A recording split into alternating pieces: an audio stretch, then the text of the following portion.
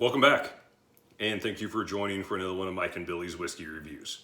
Today, I have a whiskey that I've been talking about bringing you for quite some time, and that is the Laphroaig 25 2017 version, which means it is the 48.9% ABV.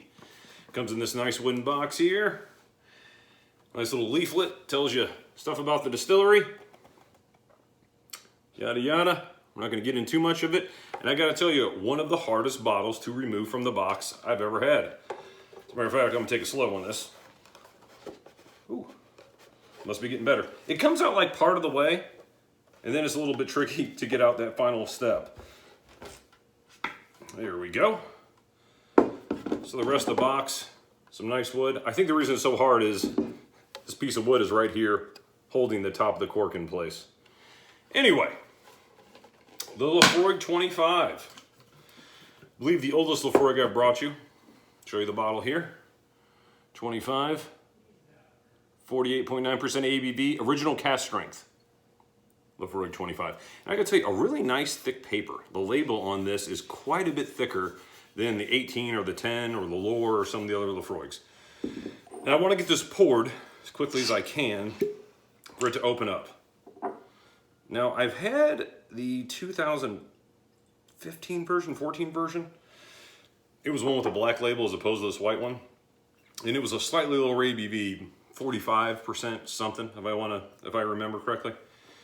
But again, the Laphroaig 25-year-olds usually come out every year. They're always natural cask strength. And it kind of is a interesting guideline to something I've always wondered about. So Laphroaig makes a 10-year-old cask strength, so it's a 10-year-old whiskey. Usually they're about 58% ABV. I've seen them as high as 59.9. The 18-year-old, when it was readily available, was bottled at 48%. So I always wondered what would cask strength be on an 18-year-old if that's how they bottled it. Considering that this is just a hair under 59%, or excuse me, 49% ABV, again 49, 48.9 to be exact, I would say if they bottled the 18-year-old at cask strength, you're probably talking somewhere in the low 50s, 52, 53, something along those lines. Now, I was able to pick up this Laphroaig 25-year-old at the party stores in Bellevue, Kentucky. I think I got it for $5.19, if I'm not mistaken, plus tax, which I've seen on online retailers for high fours. I've had a little bit of trouble getting something shipped to Columbus, Ohio lately. Seems like Master of Malt and Whiskey Exchange and some of the other ones don't want to ship here to Ohio, which is unfortunate. So I kind of have to go to Bellevue, Kentucky to pick up some of the nicer scotches, and you pay a little bit of a premium for that, but this one isn't too bad. I don't mind paying an extra $40 to get the bigger bottle, and you know, it's a whiskey that if you get your hands on it, hopefully you'll savor it over the course of many months, if not years, and enjoy it as much as I've had so far. Again, I haven't had a ton. I've had it down to here, but what I have done is I have had about 3 drams. This will be the 4th one. I've done my best to take my time with it to really get all the notes I possibly can. So that's kind of why I wanted to, let it sit here in a glass and pour it before I got to getting into it too much. All right, so what do I want to say more about this Laphroaig? Oh yeah, how's it aged? It is aged in bourbon barrels and refill sherry casks. Married together for some period of time, and then bottled for this year's 25-year-old release. Again, original cask strength, unchill filtered. Don't know if it's natural color or not. Have a lot of information on the back, but nothing where it says it's natural color. So let's assume that maybe it has some type of caramel color in it. All right, let's take it for a quick swirl around the glass and give you guys the color. If it is colored, to me, I've had it right next to the 18-year-old, and they're almost identical as far as color. Maybe the 25-year-old slightly lighter. So if it does have any color added to it, it is far less than the 18-year-old and the 10-year-old.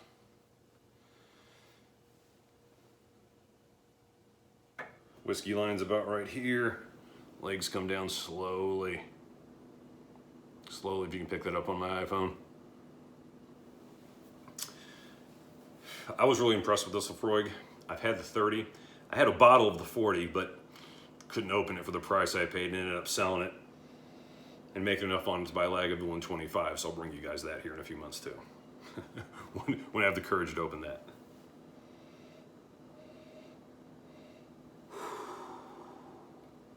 Peat takes a big step back. You understand that peat is not a cask maturation. It's how they dry the barley initially. And that subsides over time as it ages in a cask. The 10 is a punch in the face, especially the cask strength 10. The 18, still super smoky on the nose. This is taking a big step back. It's sweet. You get like a pear or an apple. Like a green apple maybe. A green apple without the tartness to it. Maybe a pineapple. And then tropical fruits come after you smell it a few times. And that's something I noticed. When you really let this sit for 20, 30 minutes, no water, just 20, 30 minutes of sitting, a lovely mango comes out. Which is just insane for a super peated whiskey. When I think Laphroaig, I do not think tropical fruits at all. This 25-year-old, incredibly fruity. Maybe even papaya. And a little bit of green cantaloupe. Oh man, this is incredible on the nose. This is an expensive bottle, right on par with, say, like the Ardbeg 21 and 23-year-olds. Paid about $500 for those as well. Another whiskey that's around that range is Highland Park 25. Another whiskey, actually the Black Art and the Balvenie 1059s are about $400 locally, so they're a little bit less than that. So I had big expectations dropping $500 on a bottle. And it does not disappoint. Tell you what, my friend gave me, I don't want to get ahead of myself, but a sample of the Lagavulin 25 down at the Party Source when I bought the bottle. And it was incredible, but I want to make sure that I have 4 or 5 grams of it before I bring it to you to make sure I have all my tasting notes not nailed down. But this is going to be hard to beat. This is an incredibly full, rich, rounded, complex whiskey with a lot of tropical fruits, but still in the background that light smoke. Let's take a first sip.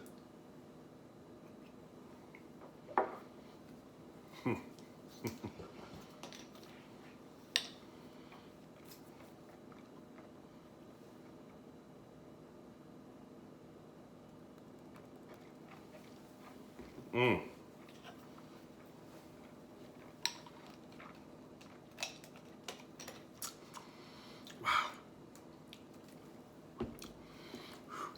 You exhale, smoke comes, but initially it's fruity again.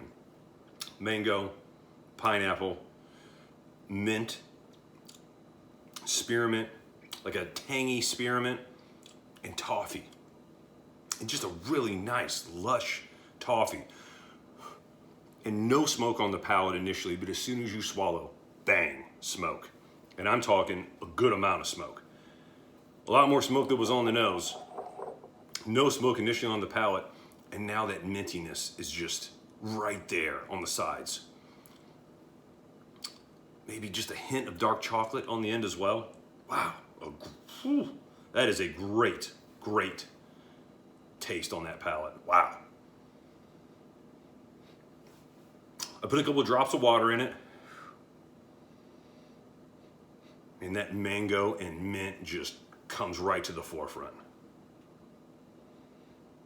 It's sweet and it's pineapple and it's pear. Maybe it's peach. Pear, peach, pineapple. Cinnamon apple, like a soft apple that's been baked with a little, like a red apple that's been baked with no skin and some cinnamon on top. I get a lot of that. Mango and mint. Wow, so fruity. I literally wish I could just sit here for 20 minutes and tell you how it smells. This is one that I will say the nose keeps evolving as you sit in the glass. You put it down, you come 10, 15 minutes later, you're gonna smell more flavors. This video is gonna be the quickest that I will drink a dram of this. It is that good, and I want anybody who has this whiskey and who wants to try it, make sure you let this sit and open up because it is a treat. And again, natural cask strength. Natural cask strength, 25-year-old Laphroaig. Wow. Not that it really matters, but that extra thick paper on here just makes it feel, and it's like the back of it's kind of that crinkled paper because of the thickness. It feels regal. Really nice bottle. I like it. Incredible packaging. This wood, nice little latch here. Much better than the latches on, say, the Bunnahabhain 25 or the Macallan 25, 21, any of those whiskeys. The latches on there were a little janky comparatively. Oh man, what a treat. What a treat. I just put just a couple drops of the Fuji water in, about 3 little drops. I was chastised for using Dasani water, and that guy was exactly right. So, with a little bit of water hitting it, it's the same sweet peat smell. Almost like sweet seaweed, which doesn't really make sense, but imagine like seaweed if you just poured sugar all over it. And mango. And pear. Or peach. Oh, incredible. Mmm.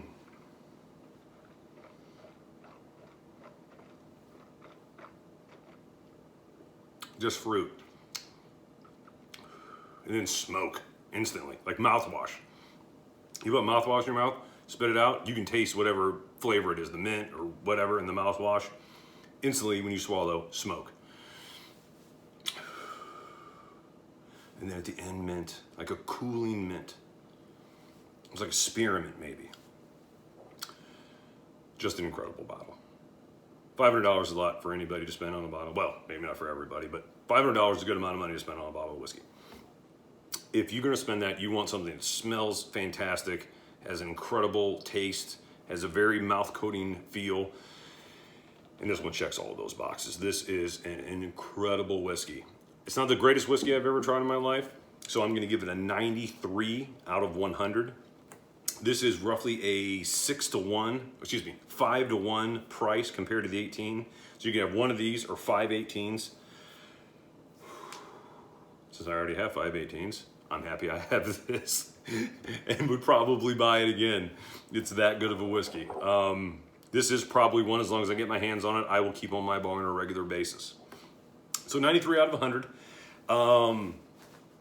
For those of you who made it this far in the video, and you watch my videos on a regular basis, you might know I've been gone for about 6 weeks. For those of you who want to know why, I had to put down one of my dogs, my very first dog ever. He was a Doberman named Peyton. Greatest dog ever.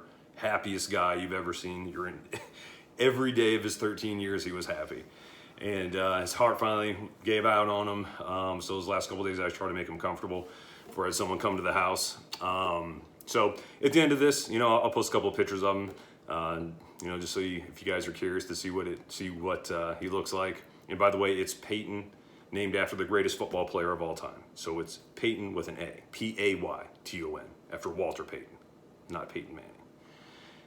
The dog was agile as Walter Payton, handsome as Walter Payton, and he was such a great friend. He will always be my best man. And again, I'll throw some pictures at the end of the video so you guys can see who he is. But again, if you made it this far, obviously you're fans of the show, and maybe you've wondered why I've been gone for so long. So a little treat for you at the end. If you're a dog lover, I'll show you one of the greatest dogs to ever walk this earth. Anyway, this video is for my buddy Peyton. Hope you guys enjoyed the video. Again, 93 out of 100. Laphroaig 25 is incredible whiskey. If you can't get your hands on a bottle, try one if you can. Until next time, I wish you happy drinking, and let's talk about it in the comments section.